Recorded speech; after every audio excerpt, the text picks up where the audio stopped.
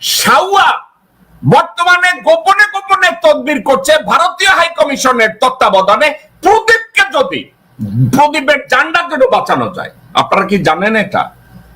আপনারা কি জানেন সালাউদ্দিন আহমেদ এই মুহূর্তে প্রদীপের জান বাঁচানোর জন্য ওসি প্রদীপ, যেই প্রদীপ এতগুলো মামলা করেছে, এতগুলো খুন করেছে, এতগুলো দুর্নীতি করেছে, এতগুলো জীবন ধ্বংস করেছে, বাংলাদেশের অস্তিত্বকে ধ্বংস করার পায়তারা করেছে ভারতীয় হাই কমিশনের নির্দেশে।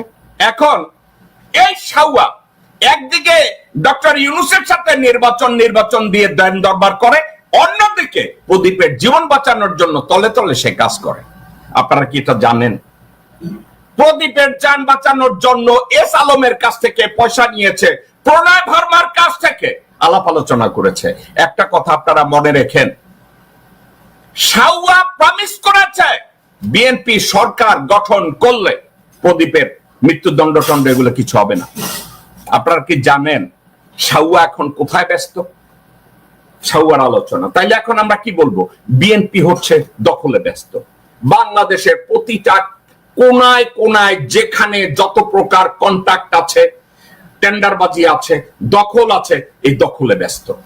এবং লং টার্ম গোল তাড়াতাড়ি যাতে নির্বাচনটা দিয়ে ক্ষমতায় যদি যাওয়া যায়, হাসিনার বিচারও হবে না, আওয়ামী লীগেরও বিচার হবে না, জুলাই আগস্ট গণহত্যার বিচার হবে না, বিডিআর বিচার হবে না। এটাই ব্যস্ত বিএনপি।